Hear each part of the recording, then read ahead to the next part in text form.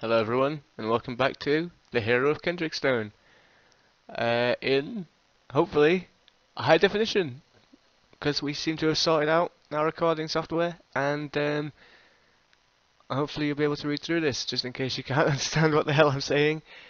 So let's do this. Last time what did we do last time? We fought the Razor Claw. That's the thing. We went to the village. We went to the Dame Mildred's mother's house or castle or whatever, and we got sent on a quest to fight the terrible, fearsome uh, Razor Claw that was terrorizing the villagers and the farmers, and we defeated it. And afterwards we had an absolutely amazing banquet, and our character, JonnyNero, fell asleep um, on a lovely bed. What did we do? What did we get for a reward? Oh yeah, we chose to get the recommendation of knighthood letter sent to Dame Mildred. So here we go. Let's continue. The next day, with your recommendation letter from the Baroness in hand, you take the road back to Kendrickstone. The refugees, already packing to return to their homes, cheer as you pass them by. The guards at the gate, too, salute you as you pass. You have made yourself a name among these people, your first step towards becoming a great hero. The trip back to the great city is uneventful. The weather is fine and clear, and the autumn breezes keep you cool as you walk down the road unmolested. You arrive at the city's southern gate while the sun is still in the sky.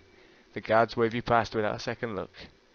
Without delay, you make your way through the narrow, crowded streets of the city you have begun to see as your home. It doesn't take you long to arrive at the front gates of the city's keep. You report back to Dame Mildred flushed with success, only to find her in a foul mood. Nonetheless, you make your report, pride creeping into your voice. The knight responds to your tale of triumph with a wan smile. Well then, I suppose that's some good news for this week. What's that supposed to mean? You reply, genuinely curious. Mildred grimaces, and then breathes a long, deep sigh, loaded down with the weight of frustration. While you were able to do your job, we failed ours. We got to the tax cart too late. Bandits had already attacked, the guards were dead, and the gold was gone. The knight's hand clenches into a fist as she breathes deeply again. We failed, JonnyNero. We failed because we underestimated our foe. The knight runs her hand through her hair as she looks away, taking long, calming breaths all the while. When she turns back, much of the anger in her expression is gone. Regardless, I'm glad you've made it back in one piece, she finally says. I suppose you're hungry, tired, and have better things to do than watch an old soldier be angry at herself. If there's nothing else, you should get some food and sleep. Actually, you reply, there is one more thing. You pull the Baroness's letter of recommendation from your belt and hand it over. The knight opens the folded piece of paper and begins to read. I figured as much, Mildred says, as a faint smile creeps into her expression. I've been a grown woman for 20 years, and Mother is still telling me what to do. She holds the note back up and tucks it into her belt. Still, I suppose your actions against the Razor Claw mean you've proved yourself. So be it. Tomorrow you begin training as my squire. Until then, get some food and some rest. You nod, still giddy from the thought as you walk out of the room. Yes! She accepted the offer. That's fantastic. That night, you are the toast of the guard room. After the bitter news of the Knights of Kendrickstone's failure up north, your unsuccessful mission is much needed piece of good news. Servants, squires, and even full knights come down to hear the tale of your first real adventure. By the time you finally retire, after innumerable toasts to your name, your head is swimming. That night, you sleep like a baby, drunk on ale and your first real taste of fame. Chapter 5, an object lesson. Even as the days grow shorter and colder, the bandit attacks increase in strength and frequency. Oh, shall we actually? Before we continue, should we check our stats? Core attributes. JonnyNero, a young man of Kendrickstone. The Squire of Dame Mildred of Sonomercy, a knight of Kendrickstone. Woo! The Squire. Loyalty 50%. You are beginning to make a name for yourself. Prowess, still above average. Will is lackluster. Subterfuge is lackluster. And eloquence is average. I'm pragmatic and free. I still carry my quarterstaff that I've had since the beginning. And I still wear no armour. And I still own my old battered loot. But I only have 29 silver pennies to my name. I'm not feeling too bad today. Not feeling too bad. Okay, let's go. Chapter 5. Soon, news of new bandit raids comes every day. Tales of black-clad marauders striking from the forests around the city become familiar to every man, woman and child within the walls of Kendrickstone. The three major roads leading to Kendrickstone's gates are rendered all but impassable by constant attacks. As the last harvest of the year starts, the worry becomes palpable. There is only enough farmland around the city to feed 2/3 of the city's population. The rest must be shipped from frontier homesteads in the Iron Marches or in the vast noble estates near the coast. With the bandits in black menacing the roads, far too many of the food caravans simply don't take the risk. Most of those that do are waylaid and slaughtered. The prices of bread, ale and beef skyrocket in Kendrickstone, and with them the price of everything else, raised by crafters, labourers and publicans, desperate to feed themselves. Every week, the Duke's knights sortie into the forest in search of bandit camps. They find nothing. It is this last new development that affects you the most. Every week, Dame Mildred rides out into the forest, and you must walk after her with the rest of her retinue. For hours you follow your mistress as she and her fellow knights ride the roads and cut paths through the woods, looking for bandit camps which must exist, yet are never found. Still, your sorties are not entirely profitless. You begin to gain a new appreciation for woodcraft. With every sortie, you become more proficient at navigating the uneven and overgrown forest floor. Aside from that, your days in the sparring ring continue. Despite her increasing commitment to finding and destroying the base of the black-clad bandits, your mistress still finds time every day to train in the yard with you. Although you find yourself improving, you still cannot match Dame Mildred with the sword and shield. She is simply too fast on her feet. Her wooden training sword dances circles around you, and when she strikes, it is with enough force to send you sprawling every time. In the meantime, you continue your other duties and continue to draw your pay, though 25 silvers a month seems rather less with prices increasing the way that they are. With the bandit attacks driving prices up, it may be time to reconsider your spending habits. How much silver are you willing to spend on your own comfort? I think last time I was quite gung-ho with it. I went straight out with my thingies. But this time I'm going to go complete opposite, and I'm going to save all of my money. I'm going to spend nothing. That's right. With prices rising by the day, you decide to save your money in case it is needed more later. While your thrifty ways might make your life more uncomfortable for now, you'd rather save that money for someday when you really need it. Saving your pay means a fraying tunic, a worn belt, and little to spice up the monotony of guardroom meals, but at least you know you'll be ready for a figurative bad harvest. You still have a few hours of free time left to you as the sun goes down. How will you spend those scant few hours of leisure? I can spend my time in the Keep's library, learn the practical sciences from the various castle staff, roam the taverns, looking for attractive companionship. Come on, we're going back to the taverns. We're gonna find some women, damn it! Each night, you seek out the brightly lit windows and laughter-filled common rooms of the alehouses and public halls around the keep. Hey, I'm a squire now. That's the point. I'm a squire now. Last time I was nobody of note, so I didn't get any ladies, if you remember. But here we are again. We're a squire now. We're a man of some kind of honour. At first, you are a bit nervous. After all, you often find yourself groping for words around others. However, you soon realise that word of your exploits has done what a silver tongue could never do alone. It seems the stories of your previous deeds have filtered to the taverns of Kendrickstone. Young men and women gravitate towards you, pressing you for tales of your adventures, with the bright eyes of those enamoured enough with your reputation to overlook any slips of the tongue you might make. Ultimately, your reputation makes you a most welcome recipient of the attentions of Kendrickstones. Pretty young women! Woo! Handsome young men, or men and women, of youth and attractiveness. Pretty young women. Indeed, your roguish charm and quick wit make you almost irresistible to the young women of the city. The question remains, though, how do you behave yourself in such pursuits? I'm here to fulfill my lust, that's all. I want to make others happy. I'm looking for something long-term. Yeah, we're looking for a lady friend, I think. Your goal is to find someone special, someone who might become your partner, not just for a night, but for all the years to come.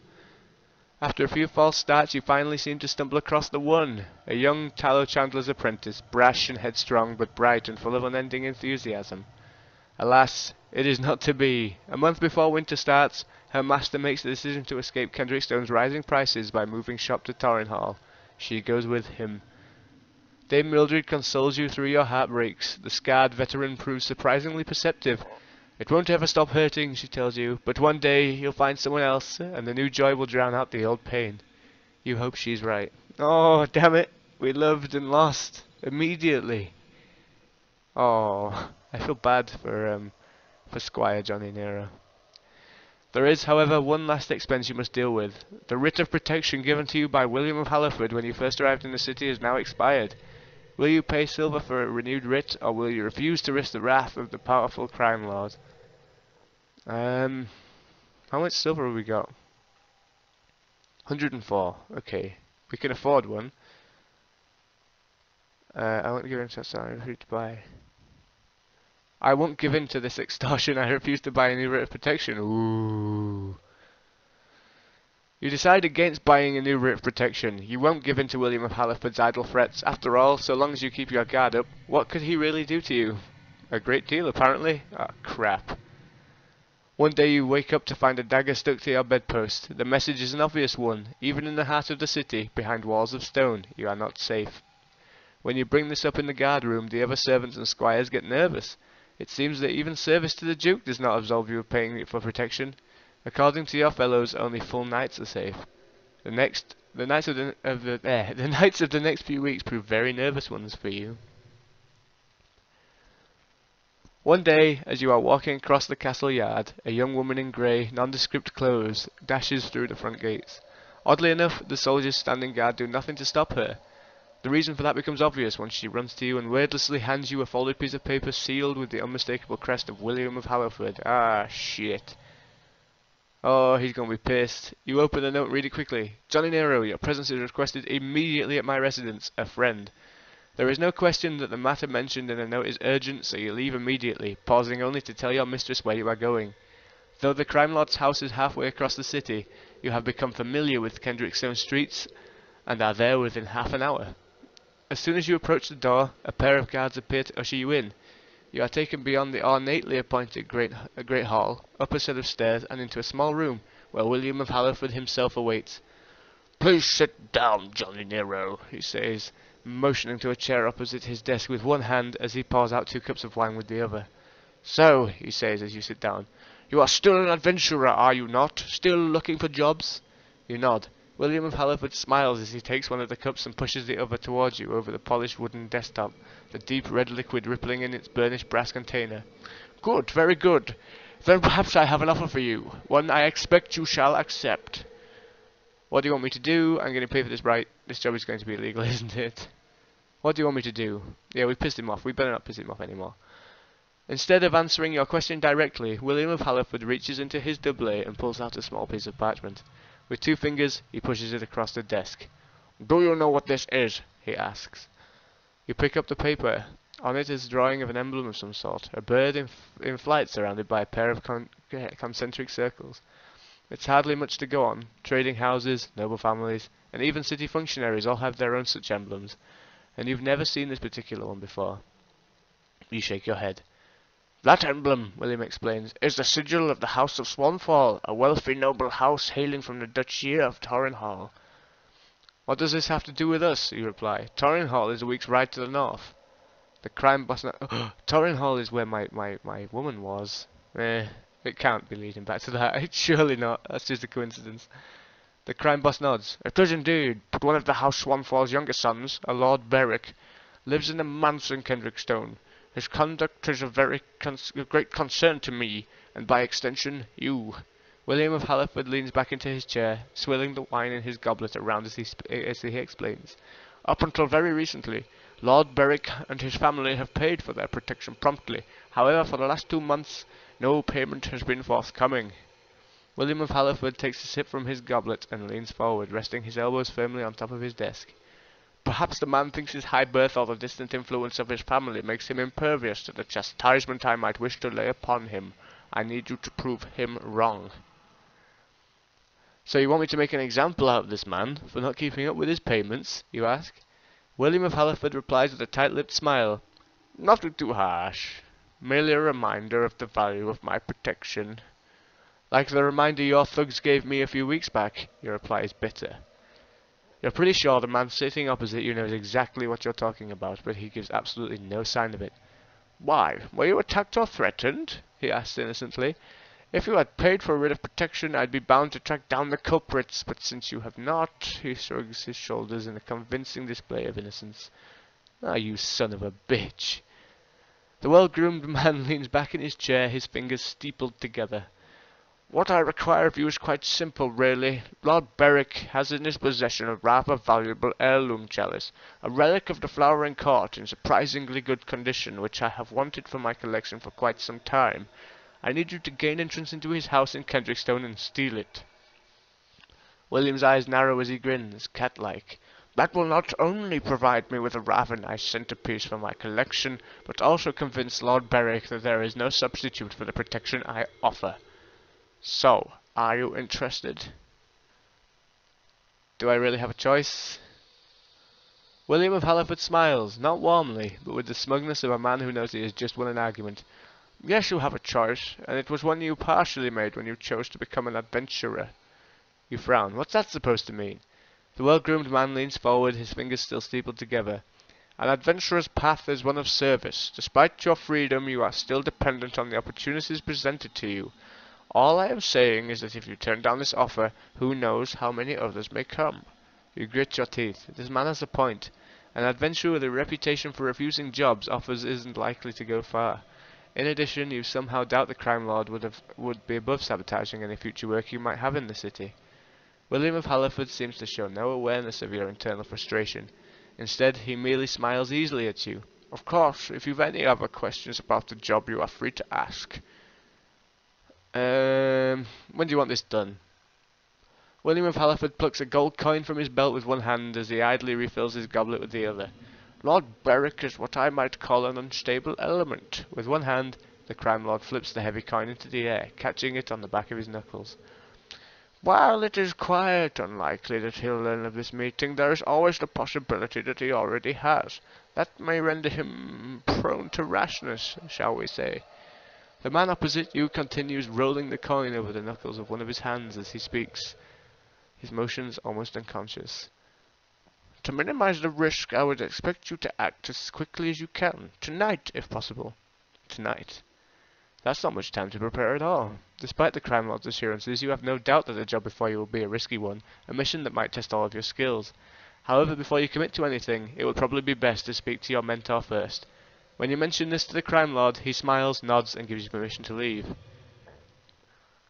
Lord Berwick of Swanfall? I've heard that name before somewhere, Dame Mildred says when you tell her about your meeting with William of Halliford. The knight reaches into her desk drawer. One by one she pulls out folded sheets of parchment, reports and memoranda from the other arms of the city's government. Ha! There it is! A triumphant shout rings out as she pulls out one of the particular reports. Still smiling, the knight unfolds the folded sheet, but as she reads it, her expression quickly drops. Now I see why William of Halliford wants to go after him in particular. He's competition. The trading houses will have been accusing Lord Berwick of funding a massive smuggling operation for months, but we've never had the proof to arrest him for it, and we've done everything except break his Ah. The knight trails off in thought for a few moments, her expression growing even fouler.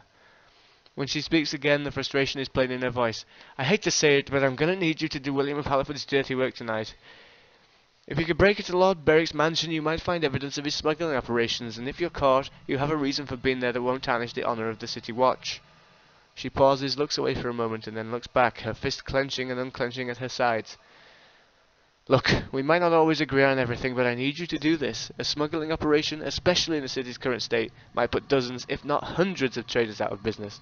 Get me proof, one way or the other, or even better, arrest him. I'll see you get rewarded for it. You nod. Your mistress is right. If Lord Berwick is funding a major smuggling ring, you owe it to those who might be hurt by it to make sure such an operation is shut down. Your mistress nods back, the frustration in her expression only starting to subside. Alright, go get ready. I'm going to the tavern to make myself forget that I've just ordered my squire to break into someone else's house. Can't judge you kindly. You take the knight's traditional benediction as a dismissal to make your way out. It only takes you a few minutes wandering the wide open roads of the wealthy Brightwall district to find Lord Berwick's manse. Considering that the man's family sigil is proudly emblazoned on the gate, you would have to be an idiot to have missed it. Of course, finding it was the easy part. It'll be getting in once night comes that will be the hard bit, especially considering what you're up against. This, let me just break out for a minute. This reminds me of that mission in Skyrim very early on. Well, sometimes very early on. If you go into Whiterun, you have to break into the rival family's house and steal some. I think it's proof or something that the other rival's brother is alive, or that they kidnapped them or killed him or something. Yeah, as I read this in my head, that is the mission that is replaying over and over in my mind. The most obvious obstacle in your way is the wall that surrounds the entire complex, made of stone and a head taller than you are. Worse yet, the stones have been cut smooth and fit tightly together. You'll find no easy handholds if you choose to go over the wall. The gates might be an even worse proposition. Even from the street you can see a pair of liveried servants at the front gate, each carrying a sword and dagger. You'll be able to subdue them with little trouble. They're armed servants, not soldiers, but unless you can take down both quickly, they'll be able to sound the alarm and bring who knows how many of us upon your head. The sun is low in the sky now. Night comes early this late in the year. You reckon you probably have another hour before the shops close. If you're planning on getting some extra equipment, now is the time. Alternatively, you could spend the extra time snooping around Lord Berwick's property, perhaps looking for easier ways in. Finally, you could see if you can't dig up some additional information on Lord Berwick and his household in the nearby alehouses. Perhaps you'll learn something useful. Okay, what we're gonna do. We can buy equipment before the shops close, look around Lord Berwick's estate for a way in, or pick up gossip about Lord Berwick. I'm a bard. Let's pick up some. Let's be bard-like. We're gonna go into the taverns. We're gonna kind of like lean against the wall and be like, oh yeah, about that Lord Berwick. Alehouses are common businesses in Kendrickstone. It doesn't take too long to find one near Lord Berwick's estate. You step through the door, put down a few coppers for a tankard of cheap, sour ale, and sit in the corner, hoping not to be noticed as you listen in on conversations around you. It doesn't take you more than a few minutes to overhear something promising. The bastard hasn't paid us in nearly 2 months now, a woman grumbles into the booth next to yours.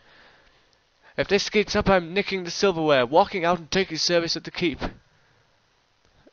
Is that such a good idea? Another woman's voice asks. A high-born lord like yours will bear a grudge. Surely it can't be that bad. The other woman spits in response. It's worse. The bastard's even been shorting me on ale rations, and the other guards too. Why do you think I'm drinking in here? Lord Berwick can go plough himself. Wow. So your target hasn't been paying his guards. Perhaps that will make getting in easier than expected. You finish your tankard and head back out. You make your way back to Lord Berwick's complex, arriving just as the sun slips below the horizon. With the coming of the night, the streets quickly clear. The throngs of people crowding the streets of Kendrickstone just minutes ago have retreated into homes, alehouses, and inns, and the only remaining light comes from the distant starry sky and the open windows of the buildings around you. The wide, cobbled streets of the Brightwall district are empty.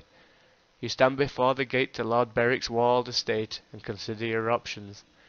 First and most obvious approach would be to go right in through the front gate. That would also mean going right through the guards. If you mean to kill or incapacitate them, you'll have to do it quickly before they can raise the alarm and bring guards from the other parts of the house to their aid. Of course, you can always try to bribe your way through. If the guards truly haven't been paid for 2 months, they would very likely be susceptible. Alternatively, you could try and talk your way through if you feel like your wits are sharp enough. You can also pick a dark, secluded spot to try and scale the wall. While you should be able to get yourself over without much trouble, doing so unseen might be a bit more difficult. Well, learning what we've learned, I think we're gonna go and bribe the guards. We got more than enough silver. Just a quick check. What have we got? Our prowess is good. Oh, it's gone up to good. Where are we? Where's that gold? There it is, 104 silver. So if we hit this one and bribe them, 50 silver. You approach the gate, expression intent. The 2 guards are standing in the soft orange light thrown by a wall-mounted torch. Both are armed, but neither seem particularly alert. As you come closer, one of the guards steps forward, holding his hand out to signal you to stop. His movements are slow, and his expression far from alert. Halt, he orders in a voice laden more with boredom than suspicion. State your business. You pull the coin pouch from your belt and toss it into the air, just high enough for it to rattle with the sparkling ring of silver when it lands in your palm. Why, I'm here to pay you, of course, you reply, smiling. Instantly the guard's eyes grow wide and alert, but his suspicion evaporates. Oh, that's wonderful news. We haven't pulled any pay in months. He continues smiling as you dole out silver pennies one by one into his open and eager hand. What's going on here? The other guard approaches the two of you, her eyes hard and suspicious, her hand resting on the hilt of her battered but still serviceable looking sword. We're getting paid, the first guard exclaims. The second changes her tune at that. The court has judged us kindly. 2 months later is still better than nothing. Ha! It's working! It's working!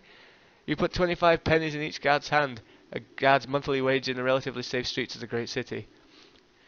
When you put away the pouch, the guard's expressions fall again. We're owed 2 months' pay, one of them, the woman protests. You've only given us 1. I've only got enough money to pay every guard in the estate for last month, you reply, as smoothly as you can. I'll come back with this month's pay tomorrow night, I promise. The two guards look at each other. The man bites his lip, and the woman sighs. Fine, she spits out, but you better have the rest of what we're owed tomorrow night. I don't like being strung out long like this. With a final suspicious look, she steps back and pushes open the gate for you.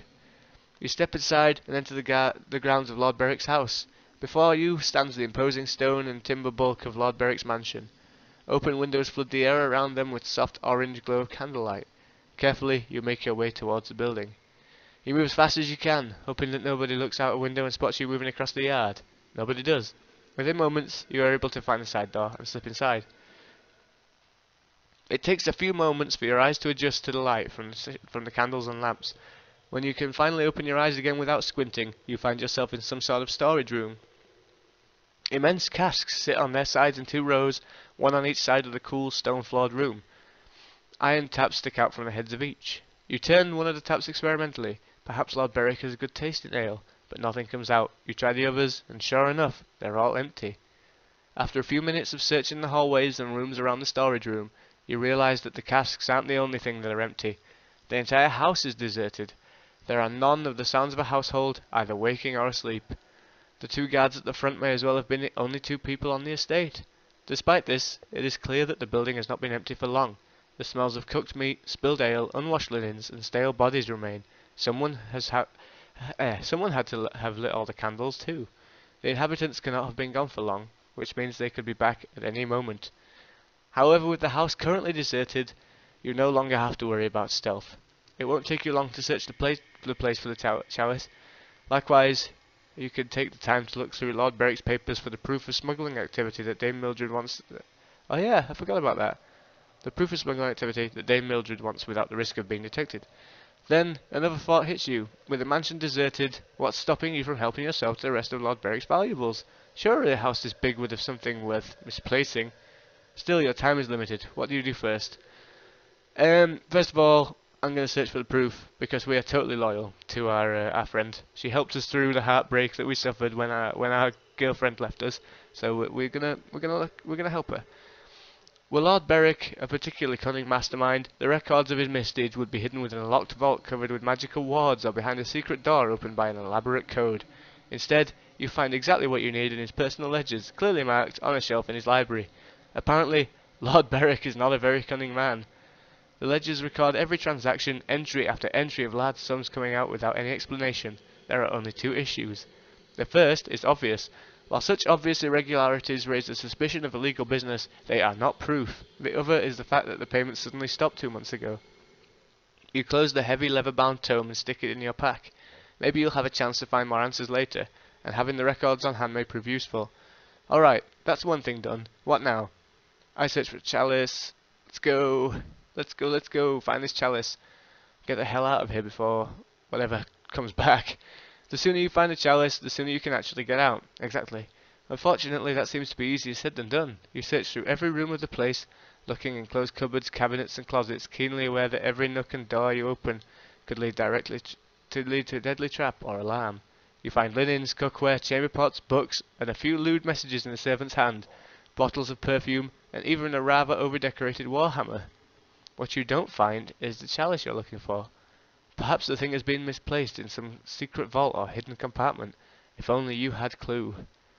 A piece of paper resting in one of the niches set in the wall of the main hall catches your eye.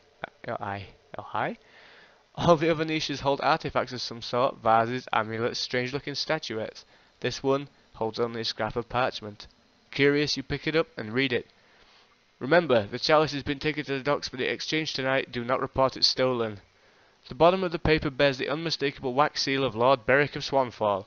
Experimentally, you wipe your finger along one of the ink blots on the note. It comes away stained black. This note couldn't have been written more than an hour ago. The exchange, whatever that is happening tonight. Okay guys, we're going to leave it there. We're going to find out whatever the hell the exchange is next time. We're going to go try and get that chalice. But so far, we're doing well. We broke into the mansion, easy peasy. And we did it all without having to hurt anyone. We just paid them, we made them happy, we got in. And we have got, not proof, but a little bit of paperwork for our Dame Mildred. The lovely Dame Mildred. As always, thank you for watching. Leave a like and subscribe. You can find this game on Steam. I'll leave a link in the description below, again as usual, and I will look forward to reading out again. So I will see you next time. Bye bye.